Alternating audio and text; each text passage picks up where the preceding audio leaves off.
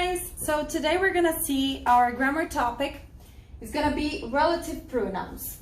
To start, okay, for starters, os relative pronouns, eles se referem sempre a algo que já foi mencionado antes. Sempre. O que só eu preciso entender? Eu preciso entender que eu tenho os defining e os non-defining relative pronouns. O que eu quero dizer com isso? Então, os defining, né, mais chamados de restrictive clause, eles são essenciais na questão da informação. Olha só, I don't like people who interrupt me. Se eu cortar aqui, I don't like people, faz falta. Você tá vendo que a informação faz falta? Nesse caso, ele é defining, ele é essencial, a informação que o relative pronoun está conectando, que é o people, tudo bem? Referindo-se a people. Ela é essencial. Nota que tá vendo que não tem pontuação, ó. I don't like people who interrupt me.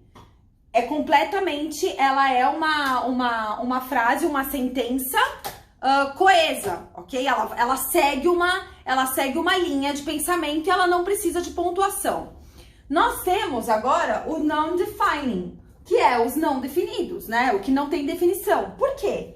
Não é essencial a informação. Não é, quando você coloca o relative pronoun, ele não é essencial, tá? Então, olha só. The teacher who was about to retire began to write her memories. Vamos tirar o who daqui. Então, ó, a professora que está para se aposentar começou a escrever suas memórias. Você tá vendo que não faz diferença? Quando que eu sei? Repara na pontuação, ó. Ó a vírgula aqui, ó a vírgula aqui, porque você tem mais de uma informação contida na mesma frase. Então, ó, a professora, para se aposentar, começou a escrever as memórias. Tudo bem? E como que eu sei quando eu uso um, quando eu uso outro? O mesmo significado. Lembra quando a teacher deu lá o interrogatives, que eu fiz aquele quadro gigante com todos os what, where, when, how? Usa aquele quadro junto com esse, que aí você vai conseguir fazer, ó. Os pronomes. Who, whom, whose, which, that, were, where, when, why and what, ok?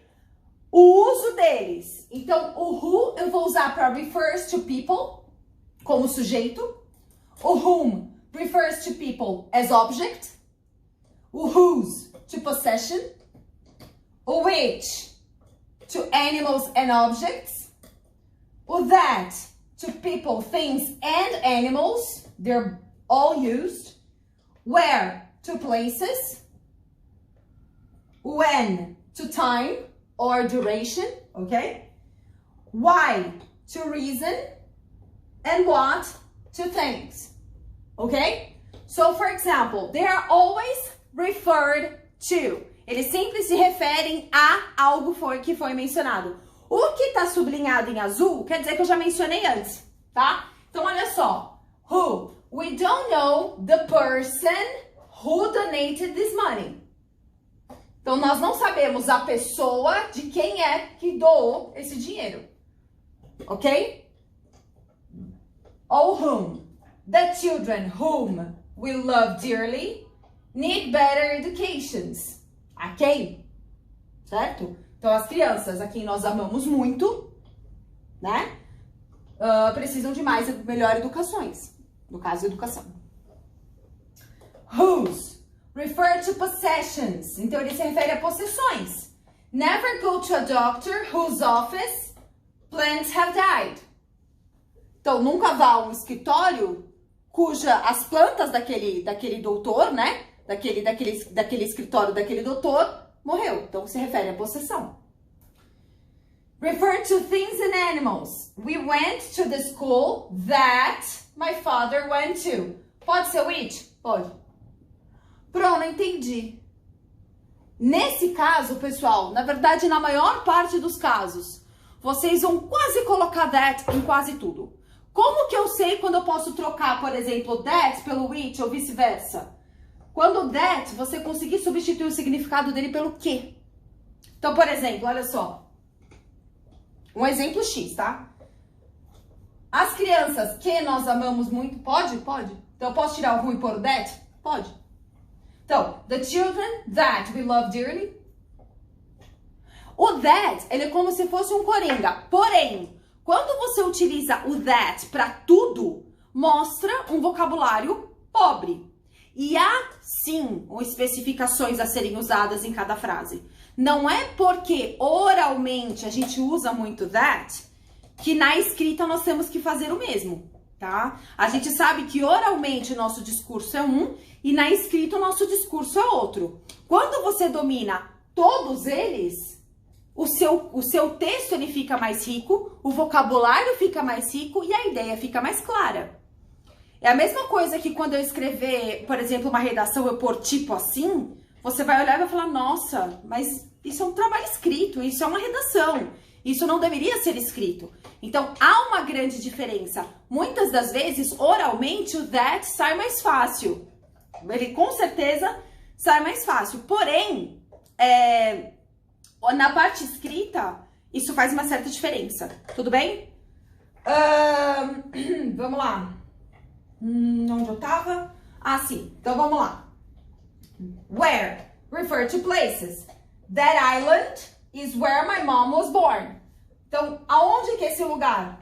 A ilha. É a ilha que eu me refiro. Tá vendo que eu me referi à ilha para depois falar where? When. Grandma remembers a time when radio was popular. Tudo bem? Então, nesse tempo, qual é o tempo? Que o rádio era tão popular. Why? Refer to reasons. I would like to know the reason why you are so late. Razão do porquê. Nesse caso, no inglês, ele é meio maçante, né? Uma informação que fica meio... Ela meio que excede de informação. Mas é uma coisa que é muito utilizada. What? I'm sorry. I didn't listen what you've said. Eu não ouvi o que você disse. What you said. What tá ligado ao que você disse, tá? Algo, alguma coisa. Bom, pessoal, é isso. Se vocês tiverem alguma dúvida, vocês me mandem, tá? Mas creio eu que vocês peguem de uma certa forma fácil, porque eles vieram logo depois do informations, de interrogative informations, né? Que a teacher já tinha feito aquele quadro. Então, se vocês têm alguma dúvida na tradução, é só dar uma olhada naquele quadro, mas eu acredito que não. Qualquer coisa, text me, ok? Bye!